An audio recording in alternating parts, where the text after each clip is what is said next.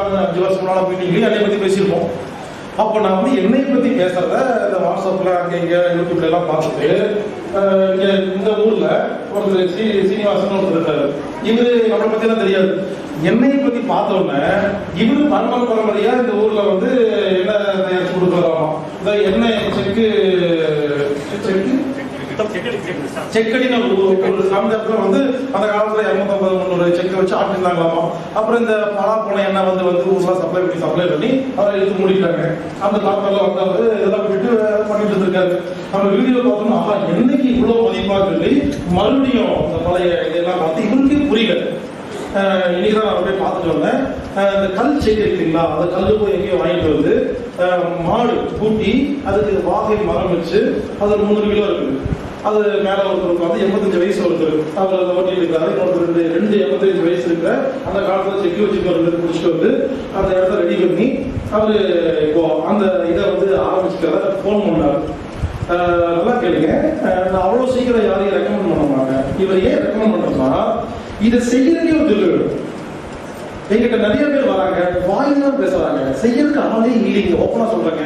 எல்லாரும் கிட்ட வந்து ஐயா இது கிட்ட போய் சரி பண்ணுங்க, அது கிட்ட போச்சு எனக்கு தான் நான் மட்டும் தான் சர்வீஸ் கொடுக்குறாங்களா, நீங்களும் ஒன்றும் பண்ண மாட்டீங்களா? எல்லாரும் எங்கிட்ட வந்து அதை பண்ணுங்க இதை பண்ணுங்க சொல்றீங்க. யாருமே கைது செய்யறதே இல்லைங்க. பேசுறதுதான் ஆள் இருக்கு. ஓப்பனா சொல்றாங்க. எல்லாரும் பேசுறாங்க, எல்லாம் கிட்ட போச்சு. கையில் எடுத்து ஊருக்குள்ள போய் செஞ்சு பாருங்க, தெரியும் சர்வீஸ் பண்றதுலாம் எவ்வளவு கொடுமையா இருக்கும். சர்வீஸ் அவ்வளவு சாதாரண விஷயம் இல்லைங்க. ஒரு நல்ல பொருள் கொடுத்தது சாதாரண விஷயம் இல்லை. அந்த விதத்துல எனக்கு தெரிஞ்சு நான் ஏன் இப்ப உங்களுக்கு அறிமுகப்படுத்தி வைக்கிறேன்னா, தமிழ்நாட்டில் எனக்கு தெரிஞ்சு நானே பார்த்தது இன்னும் பார்த்து உட்காந்துருக்கேன். இதுல காட்சி பொருளா மாறிடுச்சு. மியூசியம் இருக்காமா, அவரு மியூசியம் வாங்கிட்டு இருக்காங்க. அந்த செக்கப் வாங்கிட்டு வந்து பிக்ஸ் பண்ணி அதை வச்சு ஓட்டுறாங்க. ஒரு நாளைக்கு ஒரு 30-40 கிலோ தான் என்ன எடுக்க முடியுது. நான் எதுக்கு சொல்றேன்னா ஒரு நல்ல உதாரணம். இந்த மாதிரி நான் என்ன சொல்றேன், இது மாதிரி எல்லா ஊர்லயும் எல்லாருமே அரிசியை பாலிஷ் பண்ணாம ஒரு ஃபேக்டரி, ஹைட்ரோஸ் போடாத ஒரு ஃபேக்டரின்னு நாம வாயிலேயே அது தப்பு இது தப்புன்னு டெய்லி பேசிக்கிட்டே இருக்கிறோம். நாம் அதை ஒரு பிசினஸா எடுத்து நல்ல விஷயங்களை மக்களுக்கு கொடுத்த வேலையை செஞ்சா நமக்கு லாபம் கிடைக்கும். ஒரு நல்ல விஷயம் மக்களுக்கு கொடுத்த மாதிரி ஆச்சு, இந்த கெட்டு போன பொருள் வெளிவந்த மாதிரி ஆச்சு இல்லைங்களா? அந்த விதத்துல இன்னைக்கு காலமே பார்த்துட்டு வந்தேன். ரொம்ப சந்தோஷமா இருந்துச்சு. ஏன்னா அது அந்த முயற்சி செய்யறதுக்கு 1 லட்சம் வேணுங்க. ஒரு 5 லட்சம் இல்லாம அந்த வேலை செய்ய முடியாது. 5 லட்சம் போட்டாலும் ஒரு நாளைக்கு 10-15 லிட்டர் எடுக்க முடியாது. அவ்வளவுதான் வரும். அந்த விதத்துல அவரை ரொம்ப பாராட்டுறேன். ஐயா அவர்களை உங்களுக்கு அறிமுகப்படுத்திக்கிறேன்.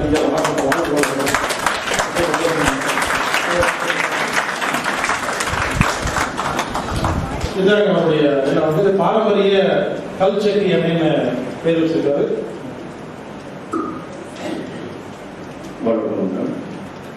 ஐயா சொன்ன மாதிரி செக்கடி ஸ்டாஃப் நிறைய கேள்விப்பட்டிருக்கீங்க. எனக்கு தெரிஞ்சு 10-20 செக்கெல்லாம் இருக்குன்னு இப்போ எந்த செக்கமே கிடையாது.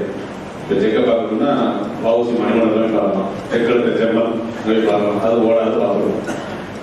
ஆனால் அதை திருப்பியும் அதை கொண்டு வரணுங்கிறத மிஷின் செக் நிறைய மிஷின் செக் வந்தாச்சு. அதுமாதிரி அது போக நம்ம எல்லாம் பெட்ரோல் கொடுத்துட்டு எந்த டாக்டரும் சொல்லலாம். எல்லா டாக்டரும் போட்டு வேணும் சாப்பிட்டு சன்ஃப்ளவர் சாப்பிட்டு சொல்லுவாங்க. அதுல பெட்ரோல் இருக்குன்னு எந்த டாக்டரும் சொல்லலாம்.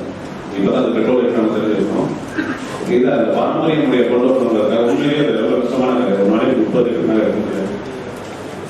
அவளை கஷ்டப்பட்டது எத்தனை மாதிரி 75 வயசு தாத்தா அந்த கல்லை ஓடிட்டு இருக்காங்க. நான் போனேன், என்னால் 15 நிமிஷம் அந்த வெயில் நினைக்க முடியல. ஒரு தடவை செக்கு சுற்றி எடுக்கிறேன்னா 3 மணி நேரம் 3 மணி நேரம் செக்கு அடிக்கிறார். அவரால் நிற்க முடியுது. நம்மளால 15 நிமிஷம் நிற்க முடியல. வந்து தலைவலி இருக்கு. அந்த அளவுக்கு கடும் உழைப்போட அந்த செக்கனை போட்டு தயார் பண்ணிக்கிறாங்க. அப்புறம் மிஷின் செக் வச்சுக்கிறாரு. மிஷின் செக் வச்சுக்கிறாரு போடுறாரு. இந்த எண்ணெய் மட்டும் இந்த கருச்செக்கில் இருக்கக்கூடிய எண்ணெய். இது என்னன்னா கருப்பட்டி போடுறது. நான் சொன்ன மாதிரி 20 கிலோ ஒயிலுக்கு கருப்பட்டி போட்டு அதில் உடம்புடி இந்த நயம் கருப்பட்டி பனங்கற்பட்டி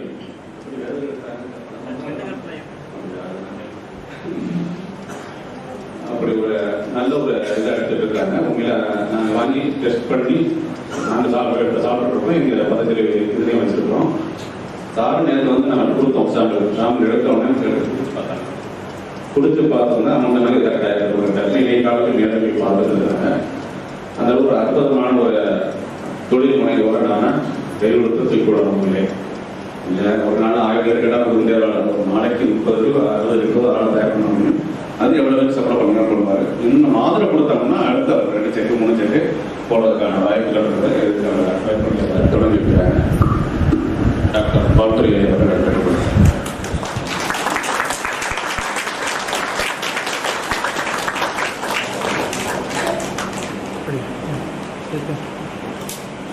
இரண்டாவது, மூன்றாவது நமது பேராசிரியர் சாரதா ஜெயமோகன்.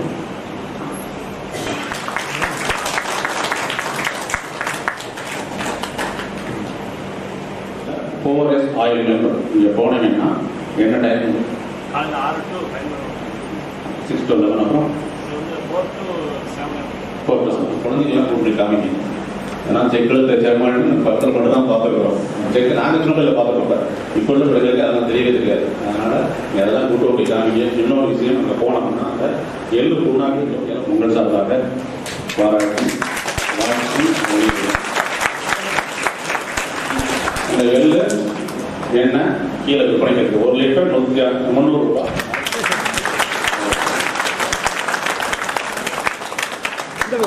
கொஞ்சம் கை தட்டுங்க. ரொம்ப தட்டுங்க, கை தட்டுங்க.